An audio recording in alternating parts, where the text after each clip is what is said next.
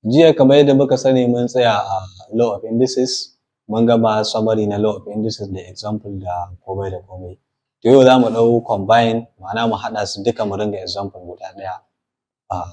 To wannan shine karatunmu na yau.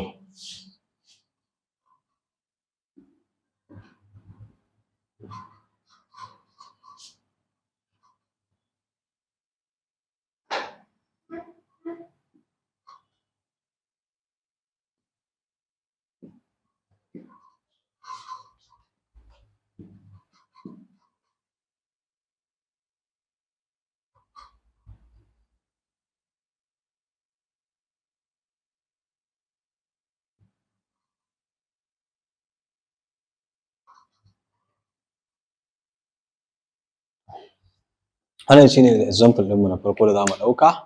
Idan muka kalli wannan example ɗin, na farko dai nan muna da multiplication law, nan ma muna da multiplication law, tsakanin wannan sama da ƙasa kuma muna da division law. Wannan multiplication da division law su suka haɗa wannan example ɗin, saboda haka da su za mu yi amfani wajen simplify, ma'ana mu nemo final answer na wannan.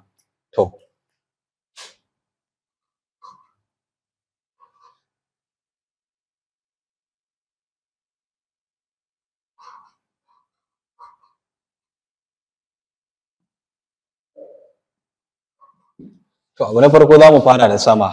Idan muka kalli sama tsakanin wannan da wannan multiplication ne. Ƙa'idar multiplication kuma an ce mu ɗau ɗaya sai mu yi adding. Saboda haka za mu ɗau ɗaya. Muna da 2 power 3 plus 4. Mun gama da sama, saura ƙasa. Shi ma ƙasa za mu yi abu iri ɗaya. Saboda haka muna da 2 power 2 plus 3.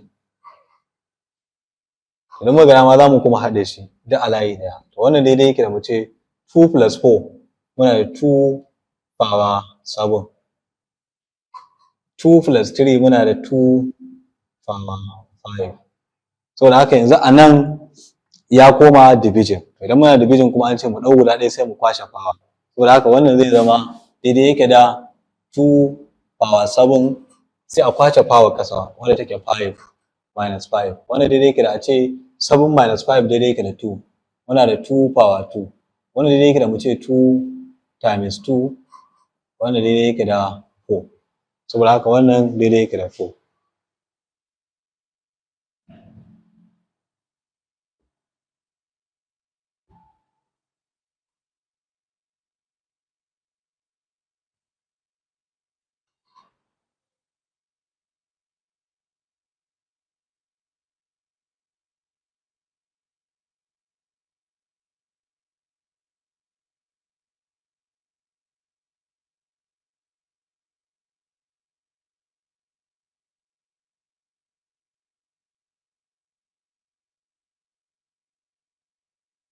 To wannan shi ne example ɗinmu. Shi kuma wannan idan muka kalla za mu ga wannan daidai yake da fractional law indices. So shi ma ya haɗu da fractional law da multiplication da kuma division duk suka haɗu a guri ɗaya. To za mu yi ta amfani da su sai mu ga yadda za mu yi misalwa. To wannan daidai yake da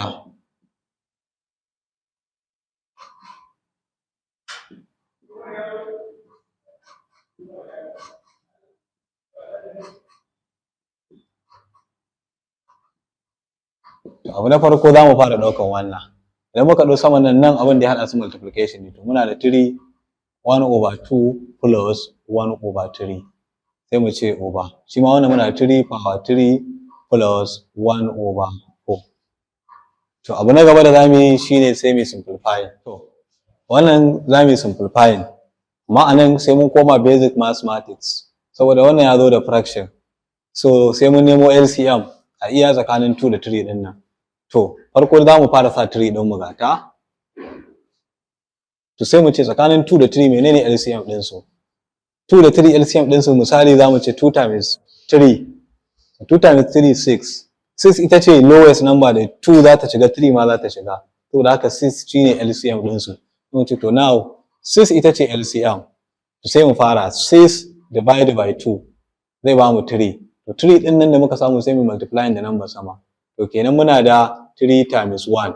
Sai mu ƙara cewa 6 divided by 3 2.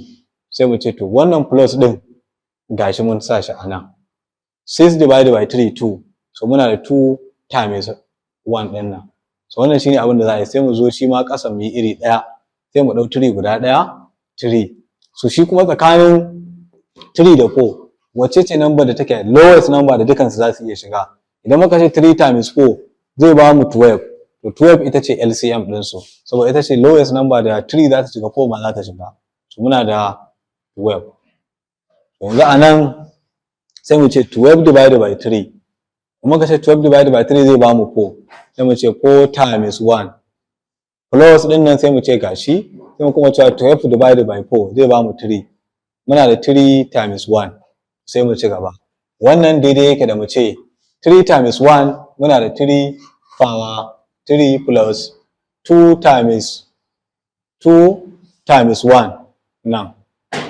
2 times 1 shi ma daidai yake da 2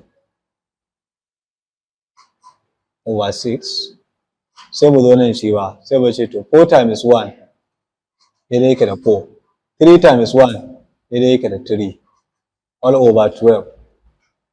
Wannan daidai yake da mu ce 3 plus 2 daidai yake da 5 ga 6 all over, sai mu ce 4 plus 3 daidai yake da 7, muna da 3 7 over 12. Wannan ya zama division. Idan za mu amfani da division law of indices sai mu ɗau ɗaya sai mu subtracting, saboda haka za mu ɗau 3 guda ɗaya, muna da 3 muna da 5 over 6 minus 7 over 12. Shi ma anan sai mu ƙara zuwa mu je mu kuma nemo LCM. To menene LCM tsakanin 6 da 12? LCM din da yake tsakanin 6 da 12 ne. Wani zai ce to me yasa ba za a ce 6 times 12 ba ya zama wata number can daban. Abin da yasa ana neman lowest number da duka za ta shiga. To 12 za ta shiga cikin kanta, 6 ma za ta shiga, saboda haka 12 ita ce lowest number.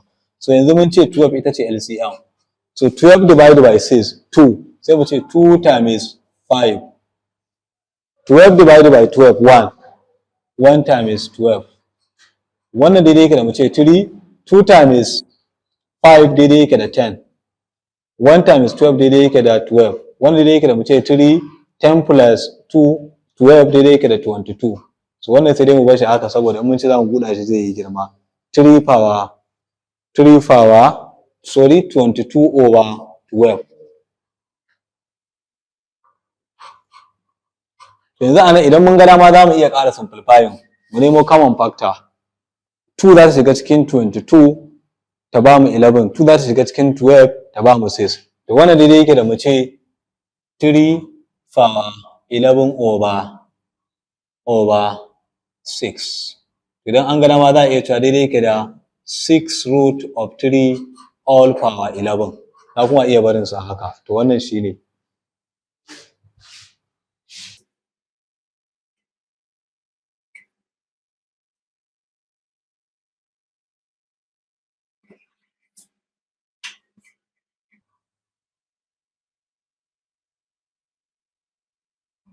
To 2 power 2 power 2. Wannan ana yawan ganin sa irin gurare daban-daban a takaddama a social media. To wannan ba wani abu ne mai wahala ba. 2 power 2 power 2 wannan power law of indices ne. Power a saman power, power a saman power. So wannan abin da za a yi sai mu ce to 2 power 2 power 2. To mun ga dama za mu iya saka, za mu ce wannan daidai yake da mu sa mai bracket 2 power 2 sai mu ƙara saka wancan power. Shine akwai abin da power law of indices ya gaya mana. Saboda haka sai mu apply ɗinsa. Wanda yake daidai yake ya bamu wani abu kamar haka, muna da x power a power b daidai yake da mu ce x a times b.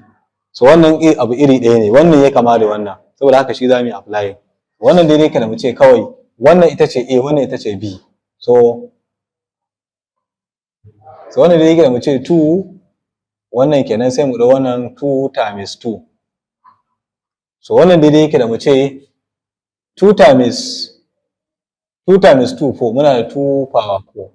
Mun ga dama za mu iya cewa 2 times 2 times 2 times 2. 2 times 2 4 times 2h times 2 16. Wannan daidai yake da 16. So haka in an ƙara wata power shi ma haka za a yi multiplying ɗinsu. In an kuma ƙarawa haka za a yi ta yi. Wannan shine power law of indices.